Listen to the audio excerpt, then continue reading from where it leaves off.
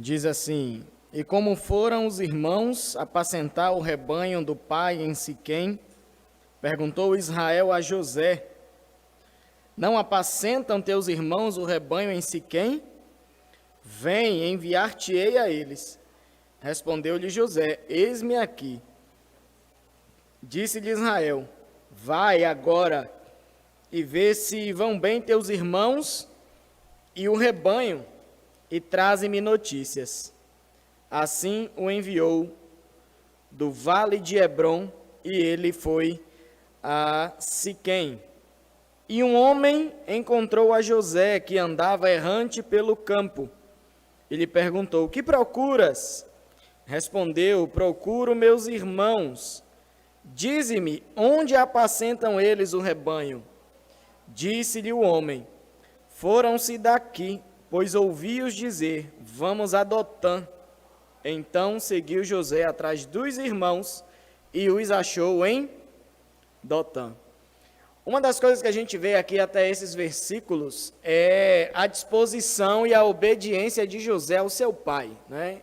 Isso aí a gente já viu desde a semana passada, que José era muito obediente ao seu pai e ele gostava das coisas corretas. Ele, estando apacentando o rebanho do seu pai junto com seus irmãos, viam os irmãos fazendo as coisas erradas e depois ele corria e dizia ao seu pai aquilo de errado que os seus irmãos estavam fazendo ali quando estavam apacentando o rebanho. Então a gente vê aqui novamente a obediência de José. Jacó, ele manda, né?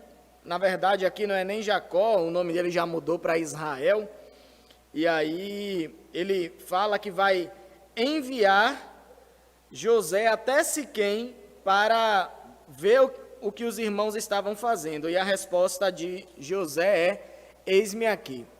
José estava no vale de Hebrom. Era uma viagem longa para aquele tempo. Era uma viagem de cerca de 80 quilômetros, mais ou menos, de 80 a 100 quilômetros que José viajava de Hebrom até Siquém para ver onde os irmãos estavam apacentando as ovelhas. E José, sem titubear, ele diz ao pai: Eis-me aqui, meu pai, o Senhor está mandando, eu vou ver o que os meus irmãos estão fazendo. E aí a gente vê, ainda mais do que isso, que José ele obedece ao seu pai sem relutância nenhuma. Muitas vezes hoje a gente pede um favor ao nosso filho, que está alguma coisa próxima, o filho faz reclamando. Às vezes com Deus também é assim, né? Deus nos pede algo, a palavra de Deus nos pede algo tão simples de praticar e a gente fica relutando contra Deus. E a gente vê aqui o exemplo de José, que ele obedece ao seu pai sem relutância, né? Com a boa vontade no seu coração. Então, quando ele chega em Siquém, ele percebe que seus irmãos não estavam lá mais em Siquém. Os irmãos dele tinham subido mais ainda para Dotã. E José, em obediência ao seu pai, ele sai de Siquém e vai viajar cerca de 32 quilômetros ainda mais ao norte para fazer aquilo que seu pai tinha pedido, para obedecer ao seu pai Israel. E ele vai até Dotã procurar aos seus irmãos. Então a gente vê que Jacó, em sua obediência, ele não poupa, não é, o trabalho que ele teria para procurar os seus irmãos. Ele não poupa de maneira nenhuma, mas ele vai até o fim. O seu pai dá uma ordem e ele, obediente, ele vai até o fim para cumprir a ordem do seu pai. Então ele não poupa trabalho nem coloca dificuldade naquela ordem que ele recebeu do seu pai, mas ele vai cumprir até o final. Um grande exemplo para nós, né, na vida que nós vivemos, em saber obedecer, né, aqueles que foram colocados como autoridade sobre nós. Lógico que a primeira autoridade, né, a mais alta que está sobre nós é a autoridade de Deus sobre as nossas vidas. E quantas vezes nós nos encontramos relutando com o Senhor? O Senhor nos dá uma ordem e muitas vezes nós relutamos com Deus, com aquilo que Ele nos fala. Então nós temos que seguir o exemplo de José. Não poupar trabalho e nem colocar dificuldade naquilo que nos é pedido para fazer. Continuando, José sai do vale de Hebrom, vai para Siquém procurar os seus irmãos, eles não estão, e ele ainda sobe mais um pouco até Dotã para achar os seus irmãos. Verso 18. De longe o viram, e antes que chegasse, conspiraram contra ele para o matar. Você lembra do que nós vimos na semana passada, né? Que os irmãos de José tinham ciúme e inveja de José. Porque José era o filho queridinho de Israel, né? O seu pai, conhecido como Jacó, que Deus mudou o nome para Israel. José era o queridinho. E por causa disso, os seus irmãos tinham ciúme e inveja dele. Ainda mais depois dos sonhos que Deus deu a José, né? Que José reinaria sobre a sua família. E aí a ira no coração dos irmãos aumentou ainda mais.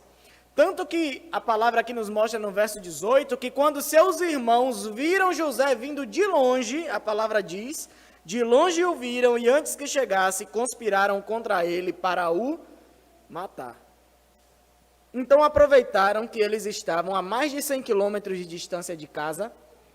Israel não estaria lá para defender o seu filhinho querido, e eles certamente olharam para o outro e disseram, eis o nosso momento. É a hora agora de matar o filho queridinho do papai, né? Então vamos matar ele para acabar com esse problema. E o interessante é a gente ver aquilo que a gente falou, o pecado entrando no coração das pessoas que conhecem a Deus. Os filhos de Israel conheciam Deus. Jacó, ele é conhecido como um patriarca, né, do povo de Israel. Então, os seus filhos, que o nome dos filhos deram origem ao nome das 12 tribos de Israel, né? Os filhos de Israel conheciam a Deus. Os filhos de Jacó, eles conheciam a Deus. Mas o pecado estava entrando no coração deles e eles estavam desapercebidos quanto a isso. Na antiguidade, o pecado de um irmão matar o outro era tido como algo muito grave. Nem os pagãos, nem os descrentes faziam isso, né? Até os descrentes, quando faziam isso, uma impiedade dessa, eles eram tratados com uma severidade enorme, porque era um crime que inimaginável, como nós falamos, né? Não se imaginava um irmão matar o outro. Então a gente vê que algo que aconteceu lá no princípio, qual foi a primeira morte que um irmão mata o outro? Caim mata Abel, e a gente vê que Deus reprova a atitude de Caim, né, com o que ele faz. A gente vê que os filhos de Israel cometem o mesmo erro. E mesmo conhecendo a Deus, o pecado já estava no coração deles. E é importante a gente vendo que é isso que vai acontecendo com o homem quando ele passa a pecar e ele não confessa seus pecados. Ele só vai acumulando pecados dentro do seu coração, e a gente vai ver que as coisas só vão piorando quando isso acontece. Então eles estavam tramando cometer um crime que nem os pagãos cometiam, né? Era um crime que era tratado com severidade. E esse crime de um irmão matar um outro era tratado com severidade para que as demais pessoas não seguissem aquele mau exemplo, né, de alguém tentar matar o outro irmão. E no verso 19 diz, e dizia um ao outro, vem lá o tal sonhador. Lá vem o grande sonhador. Lembremos dos dois sonhos, não é, que José tinha tido, e foi Deus que deu o sonho a José. Primeiro ele falou dos feixes, não é, os feixes de trigo, de cereal, que quer que fosse, que eles estavam no campo amarrando seus feixes, e de repente os feixes se levantam, o feixe de José fica de pé e os outros feixes se curvam diante dele. E depois, José tem um sonho de que o sol, a lua e as estrelas se curvavam perante ele. E aí os irmãos já ficaram irados, inclusive o seu pai, né, Israel, falou, o que é isso que você está falando? Quer dizer que nós nos curvaremos diante de você? Mas até então José não estava entendendo os sonhos que ele estava tendo, mas o certo era que Deus que estava dando esse sonho a ele. Então, veja a ironia que os irmãos tratam, o sonho que Deus estava dando ao seu servo. Lá vem o grande sonhador. E quando eles falam isso, eles estão falando com ironia, na verdade, não de José propriamente dito, mas de Deus. Porque era o Senhor Deus que tinha dado aqueles sonhos a José. A mesma coisa acontece conosco às vezes.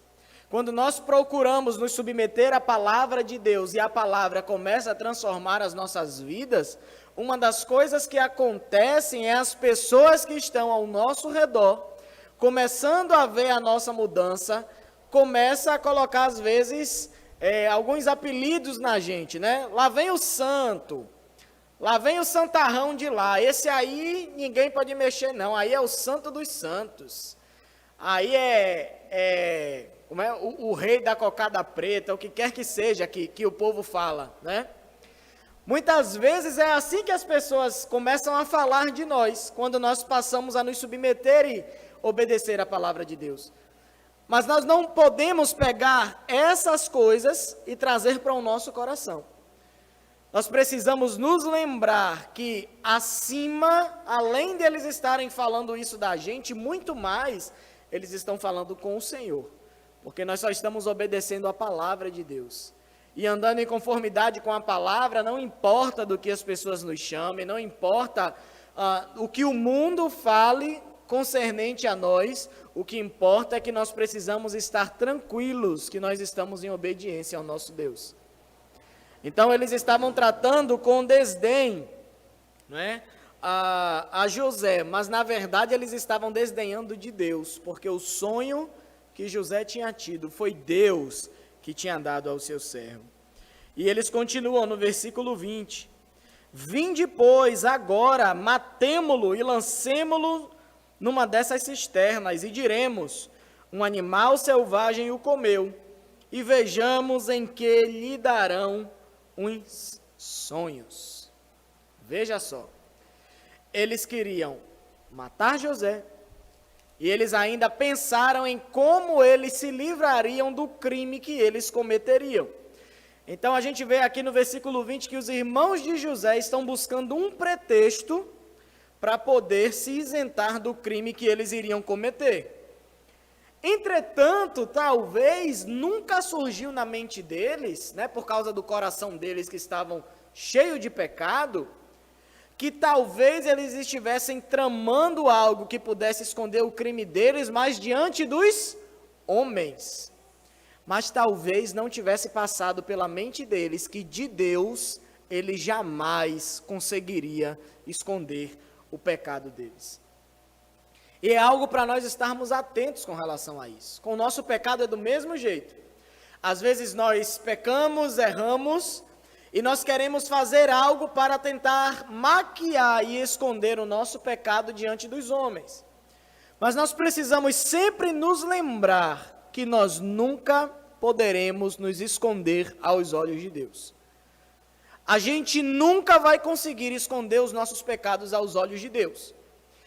E nós precisamos lembrar que a palavra de Deus nos diz que com relação aos nossos pecados, nós não vamos prestar conta ao homem, não. E nós temos mais medo de que os homens saibam dos nossos pecados do que do próprio Deus, que é quem nós vamos prestar conta dos nossos pecados. Às vezes as pessoas tentam esconder os seus pecados do homem, mas não é o homem que vai te julgar. Não é o homem que você vai prestar conta, mas tudo está patente aos olhos de Deus. E muitas vezes você se esquece disso. Você teme ao homem, mas tem perdido o temor do Senhor. E quando nós temos atitudes como essa, o que isso nos mostra é justamente como está o nosso coração. Temos perdido o temor do Senhor. Quando nós começamos a temer mais o homem do que a Deus, é isso que está acontecendo. Nós estamos escondendo as coisas erradas, o nosso pecado dos homens, preocupados com o que eles vão achar, com o que eles vão dizer, mas nós muitas vezes nos esquecemos por falta de temor ao Senhor, que aos olhos de Deus nós não podemos esconder nada. Então é isso que a gente vê aqui. Os irmãos de José estavam tramando a morte contra ele, E junto com o plano maléfico de matar o seu irmão, eles já estavam pensando, buscando um pretexto de como eles iriam ocultar o crime diante dos homens. Vamos matar o nosso irmão e joga ele numa cisterna dessa aí. Ninguém nunca vai achar ele. E nós ainda inventamos uma mentira, dizendo que um animal selvagem o comeu. E vejamos em que lhe darão os sonhos. Veja bem. Eles estavam querendo matar os planos de Deus na vida de José. Será mesmo que o homem pode contender contra os planos de Deus? E eu creio grandemente que mesmo se José fosse morto, os planos de Deus ainda seriam concretizados. Porque não existe nada e ninguém que possa frustrar os planos de Deus. Ainda que José fosse morto, ele poderia ressuscitar, alguma coisa iria acontecer. Eu sei é que os irmãos de José nunca poderiam frustrar os planos de Deus. E muitas vezes, o que acontece conosco é o que está acontecendo com José. Está todo mundo contra nós. E coloque algo na sua mente, quando nós estamos fortalecidos, fortificados na palavra de Deus, todo mundo vai se levantar contra a gente. Vocês se lembram de Neemias, quando chegou em Jerusalém para reconstruir os muros e reconstruir a cidade? O que foi que aconteceu? Todo o povo que estava em volta de Jerusalém se levantou para destruir aquela obra, aquele plano, aquele projeto, que antes de ser um plano de Neemias, era um plano de Deus. Deus tem planos e propósitos na nossa vida, e quando nós começamos a andar de acordo com a vontade de Deus para as nossas vidas, as pessoas vão se levantar contra nós. O diabo vai se levantar contra você para tentar frustrar os planos de Deus. E muitas vezes a gente fica preocupado com isso. A gente teme o homem, fica com medo do que vai acontecer. Ah, Senhor, mas a onda do mar está se levantando muito alta contra mim. Ah, Deus, muitos são os meus inimigos, eu estou com medo, eu não vou caminhar.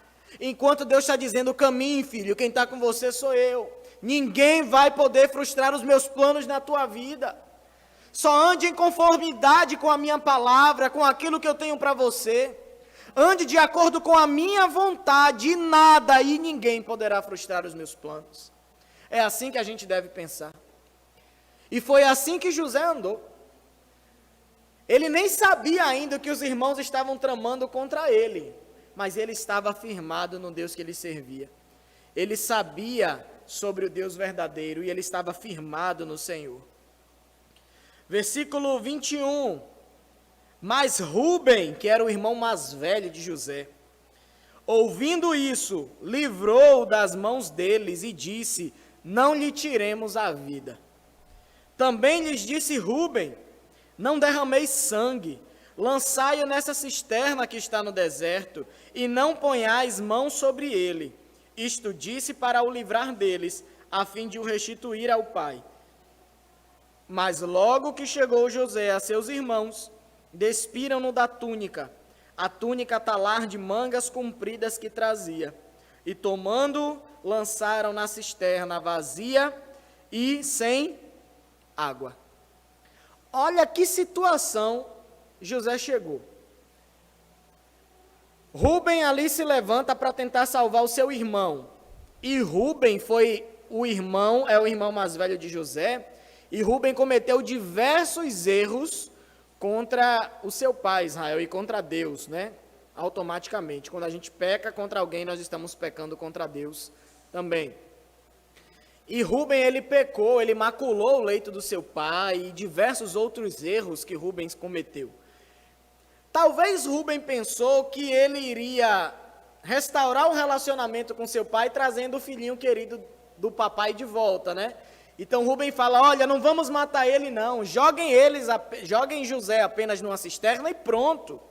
E ele já estava pensando, meus irmãos vão jogar José numa cisterna, quando a gente estiver voltando, eu dou um migué aqui, tento voltar na cisterna, pego meu irmão de volta e vou lá e entrego ele a meu pai. Talvez tentando apaziguar aí toda essa situação. Mas o interessante é a gente ver o que é que está acontecendo com José?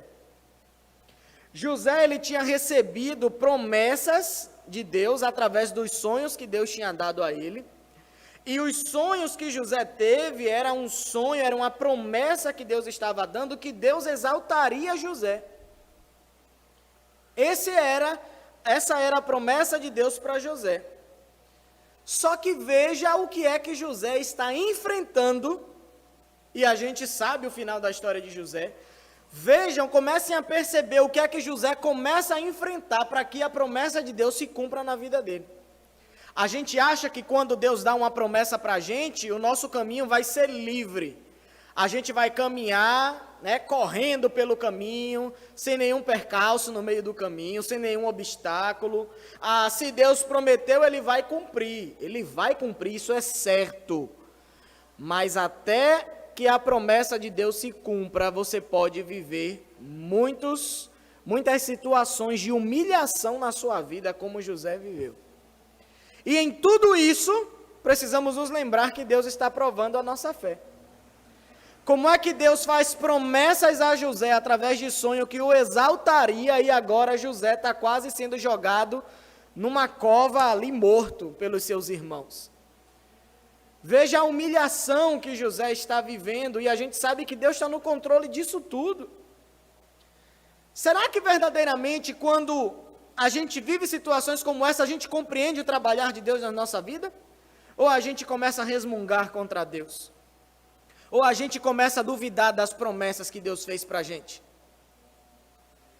A gente, quando se converte, que a gente começa a meditar na palavra, a gente sabe de todas as promessas que Deus tem para nós, de todas as promessas de vida eterna, de todas as bênçãos que nós desfrutaremos, mas isso não quer dizer que a nossa vida como cristão aqui na terra vai ser fácil, que a gente não vai enfrentar problemas nas nossas vidas, que nós não seremos caluniados, enganados. A própria vida de Cristo é um exemplo para nós. Veja como Cristo viveu. E a palavra diz que ele foi obediente a Deus até a morte, e morte de cruz. Porque era plano de Deus que ele padecesse naquela cruz, nos substituindo, morrendo em nosso lugar e derramando o seu sangue sobre nós. Jesus Cristo é a propiciação pelos nossos pecados. E nós precisamos ter isso na nossa mente. Até que a promessa de Deus se cumpra nas nossas vidas, e ela vai se cumprir, nós enfrentaremos muitos problemas na nossa vida. Percebam tudo que José vai enfrentar, até que a promessa de Deus comece a se cumprir na vida dele. E se os seus olhos não estiverem voltados para Deus, você pode cair no fundo do poço, como as pessoas dizem, e não ver aquela luz no fim do túnel. Nós precisamos voltar os nossos olhos para o Senhor, crer nas suas promessas e saber que independente da circunstância, independente da situação, as promessas de Deus se cumprirão nas nossas vidas. José está ali prestes a mergulhar no túmulo de morte dele, mas Deus tinha feito promessas para o seu filho. Na nossa caminhada vai ser assim. Muitas vezes Deus permitirá que nós passemos situações de humilhação nas nossas vidas. Nós seremos humilhados, caluniados de diversas maneiras, mas que nós peguemos o exemplo de José para nós, para que a gente não se perturbe quando muitas aflições começarem a surgir nas nossas vidas. Nós precisamos lembrar que todas essas aflições certamente estão brotando da raiz do favor de Deus nas nossas vidas. Deus está no controle de todas as coisas. Todas as coisas cooperam para o bem daqueles que amam a Deus, daqueles que foram chamados segundo o seu propósito. E nessa caminhada como cristãos que nós vivemos, o Senhor está formando o caráter de Cristo nas nossas vidas. E a gente precisa passar por essas situações. Verso 25. Ora, sentando-se para comer pão, olharam e viram que uma caravana de ismaelitas vinha de Gileade. Seus camelos traziam aromatas, bálsamo e mirra, que levavam para o Egito. Então, disse Judá a seus irmãos: De que nos aproveita matar o nosso irmão e esconder-lhe o sangue?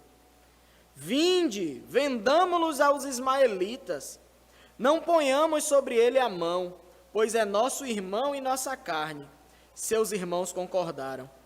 E passando os mercadores midianitas, os irmãos de José o alçaram, o tiraram da cisterna e o venderam por 20 siclos de prata aos ismaelitas. Estes levaram José ao Egito. Tendo Rúben voltado à cisterna, eis que José não estava nela. Então rasgou as suas vestes. E voltando a seus irmãos, disse: Não está lá o menino, e eu, para onde irei? Veja a frieza dos seus irmãos para com José. Eles foram muito frios. Eles fizeram tudo aquilo com José e logo após eles jogaram José na cisterna e foram se alimentar, foram comer pão. Isso mostra a consciência deles. Eles estavam com a consciência tranquila, eles não se sentiam culpados por aquilo que eles fizeram. E a gente vê que muitas vezes até mesmo um criminoso perigoso, depois que comete um crime, ele sente algum remorso, ele teme por aquilo que ele fez, pelo crime que ele cometeu. E os irmãos de José não sentem nenhum remorso, eles não sentem nenhuma culpa com relação àquilo que eles estão fazendo. Eles simplesmente querem se livrar do seu irmão. E isso novamente nos mostra o que o pecado não confessado faz nos nossos corações. O pecado não confessado, ele vai acumulando no nosso coração. Quando nós pecamos e não confessamos o nosso pecado, nós só vamos acumulando pecado sobre pecado. E isso vai nos tornando insensíveis aos nossos próprios pecados e ao julgamento de Deus. Nós não nos importamos mais. O que é que Deus vai pensar? Nós não nos importamos mais com os nossos próprios pecados. Muitas vezes nem nos lembramos, nem reconhecemos mais o pecado que nós cometemos. E o verso 31 diz: Então tomaram a túnica de José, mataram um bode e a molharam no sangue. E enviaram a túnica a talar de mangas compridas, e fizeram-na levar a seu pai, e lhe disseram: Achamos isto. Vê se é ou não a túnica de seu filho. Ele a reconheceu e disse: É a túnica de meu filho. E um animal selvagem o terá comido. Certamente José foi despedaçado.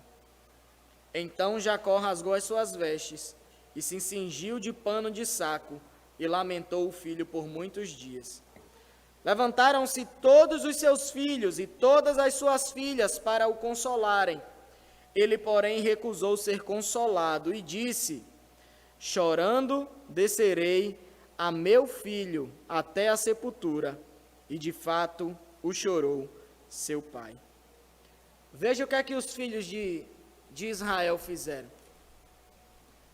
Eles, para que o seu pai não tivesse nenhuma suspeita daquilo que tinha acontecido, eles pegam aquela túnica talar que Jacó tinha dado ao seu filho anteriormente, que causou muito ciúme nos seus irmãos, e eles tiram a túnica de José, molham no sangue de um animal e manda a túnica para o seu pai.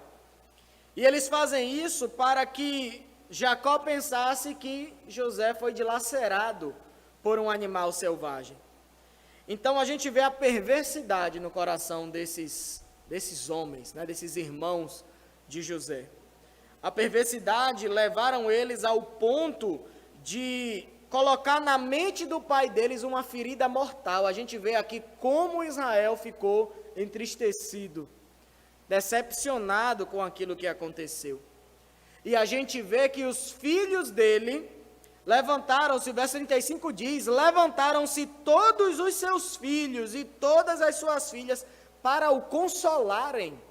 Hipocrisia pura. Depois deles terem feito o que fizeram com José, eles ainda se levantam para consolar seu pai. Isso demonstra o coração hipócrita que eles tinham. E os hipócritas, eles são assim. quando eles tentam se livrar de um pecado que eles cometeram, eles acabam cometendo outro. Foi isso que os irmãos de José fizeram. Eles cometem o pecado contra o seu irmão, cometem o pecado contra seu pai, e tentando esconder um pecado, eles acabam cometendo outro pecado. E aí, o hipócrita continua sempre acumulando pecado para si. E diante de Deus, os hipócritas são assim, eles vão acrescentando pecado ao pecado, e sempre estão pecando cada vez mais.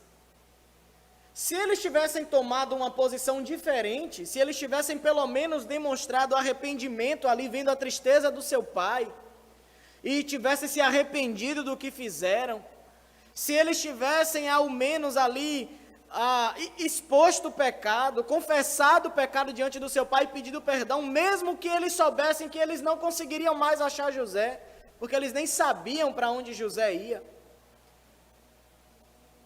mesmo eles não podendo reparar o erro deles, com certeza, se eles tivessem confessado o pecado, isso teria surtido algum fruto bom no meio daquela família, pelo menos.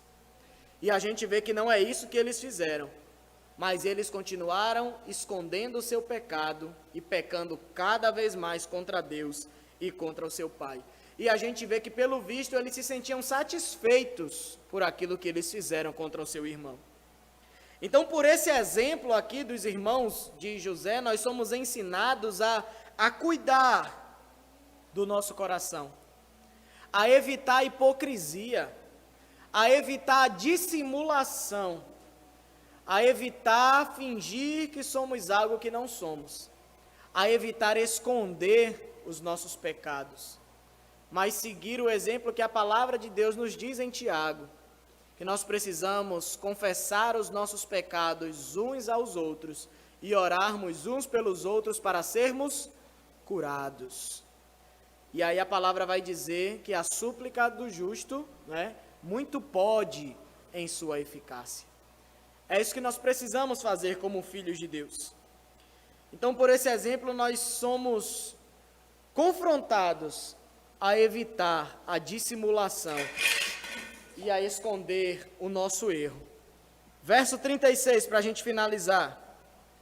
Entre mentes, os midianitas venderam José no Egito a Potifar, oficial de Faraó, comandante da guarda. A saga de José continua. Ele é jogado numa cisterna, ele é vendido para um povo, esse povo já vende José para outro povo, e José vai passando de mão em mão. Mas em todas essas coisas, José sendo transferido de mão em mão, o interessante é a gente ver que Deus não cessava de cuidar do seu filho. Deus estava cuidando de José. Coisas piores poderiam ter acontecido com ele. Veja que o plano inicial dos seus irmãos era matar José, e eles não conseguiram fazer. Deus se encarrega de nos livrar desses perigos grandes. E a gente vê a mão poderosa de Deus cuidando de seus filhos. Tudo estava sob o controle de Deus, apesar das circunstâncias que José estava vivendo, de humilhação, de tristeza, de calúnia pelos seus próprios irmãos, de traição da sua própria família. Nós precisamos ver a mão de Deus poderosa cuidando dele. E a gente vê que José, agora, estando no Egito, tendo sido vendido pelos midianitas, ele tinha chegado ao lugar onde Deus queria. E aí a gente vê a mão poderosa de Deus controlando toda a história da vida de José. Era ali que Deus queria que José chegasse. Não importasse a circunstância. Às vezes a gente pensa, será que Deus não podia ter levado José para o Egito ali, direto logo, de um jeito mais fácil, ele precisou padecer tudo isso? É justamente isso que a gente está meditando nessa noite. Os planos de Deus não são iguais aos nossos. Eles são muito diferentes. E nós não podemos contender com o Senhor.